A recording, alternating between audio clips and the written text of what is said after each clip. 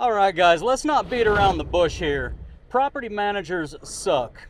Homeowners, they also suck. Realtors suck.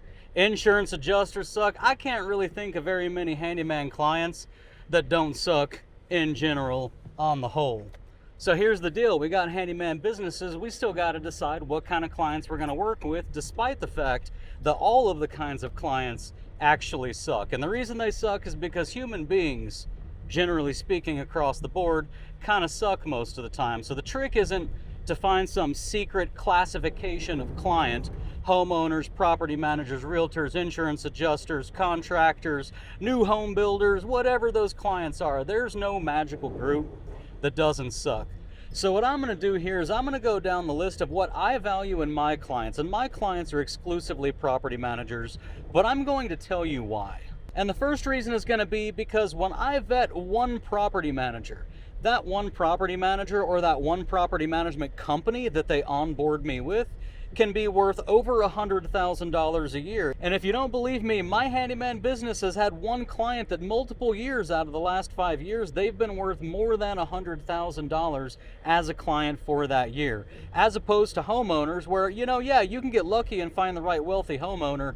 Maybe they want to pay you $100,000 a year to do nothing but remodel their house, but that's highly unlikely. So for me, I would rather vet one property manager and get tens of thousands of dollars per year, year after year, from that one property manager, than to vet one homeowner and get one job or 3 jobs or even 8 jobs from that one homeowner, as compared to the property manager who sends me 20, 30, 40, 50, maybe $100,000 a year worth of work.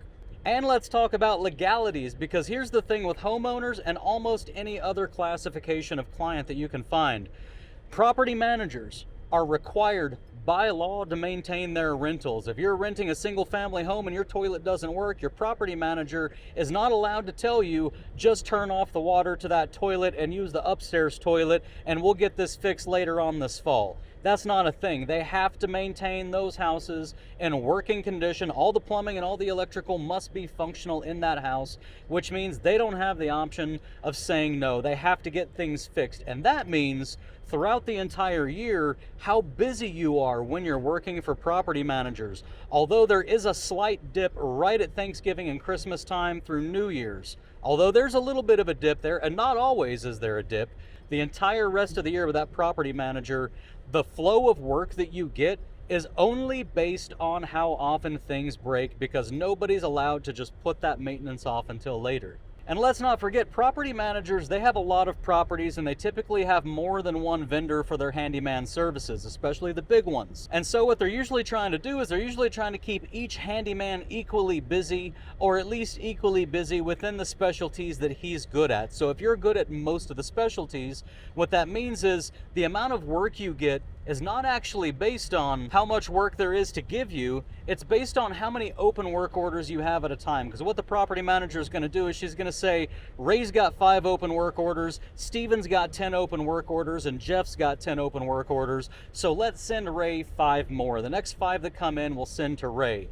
But here's the thing, guys. If you get these done quickly, and not only get them done quickly, but invoice quickly, the quicker you get them done and invoice, the quicker you get the next one. So if you want your work volume to go up, all you have to do is invoice more quickly.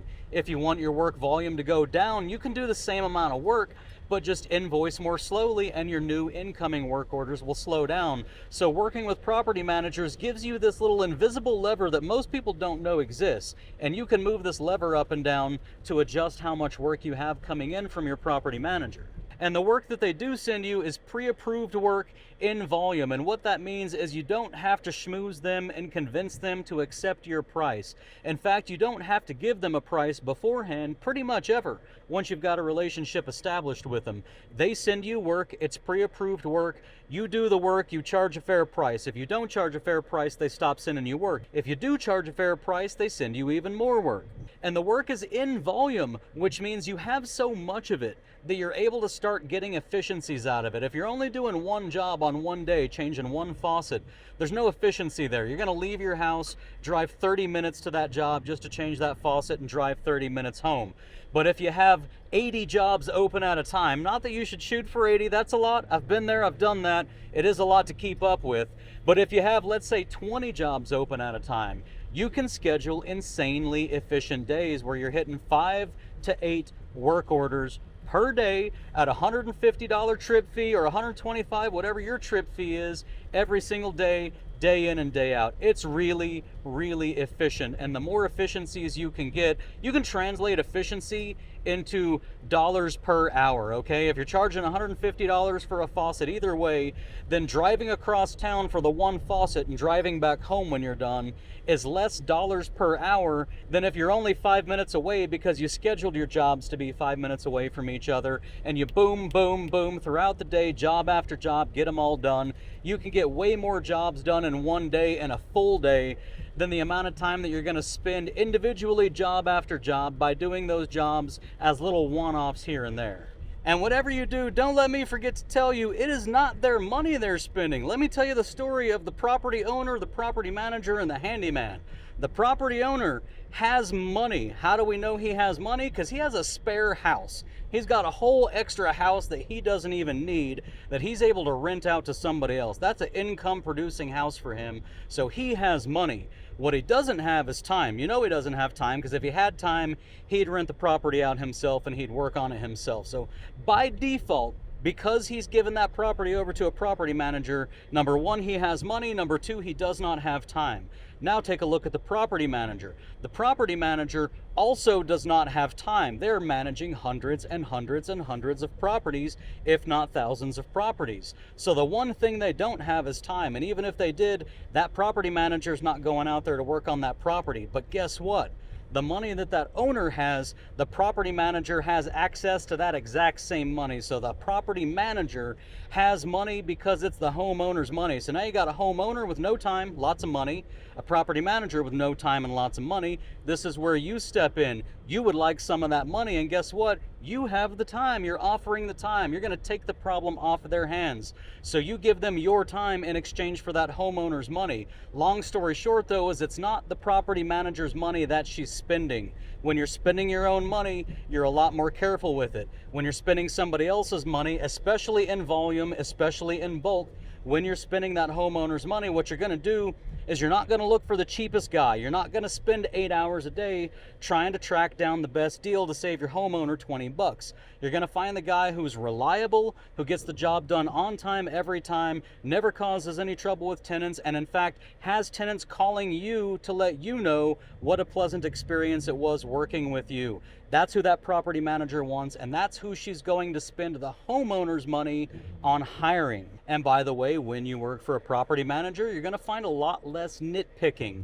Again, because it's not their property. And I'm not trying to say you can do crappier work. What I'm saying is there's always going to be clients that no matter what, because they gave you their money, they're going to want to nitpick your work. They're going to want touch-ups. They're going to want callbacks. They're going to want to feel like they squeezed all of the juice out of that handyman.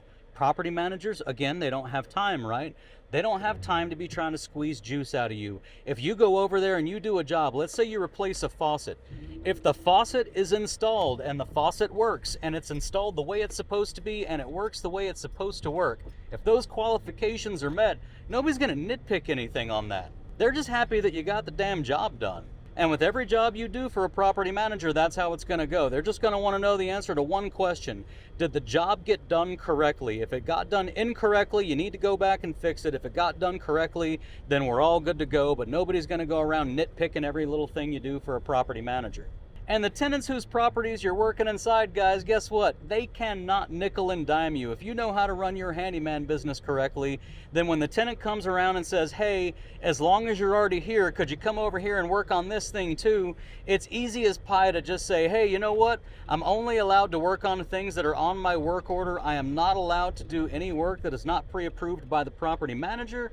I'm going to need you to get in touch with the property manager, make a new request for this new work. They may send it to me. They may send it to somebody else, but if they do send it to me, I'll be happy to schedule a new trip for you in the future after that work order gets approved. So right off the bat, one of the biggest things that handymen hate is homeowners saying, hey, as long as you're here, could you just go ahead and throw in these couple extra things? That does not happen in property management if you run your business correctly, because you know how to talk to your tenants and you know how to explain to them that there's a process they need to go through, and if the work order gets sent to you in the future, you'll be back to do that work, but otherwise you're only doing what you planned on doing today. And then the final fail-safe right at the end with the property managers is what I call mutually assured destruction.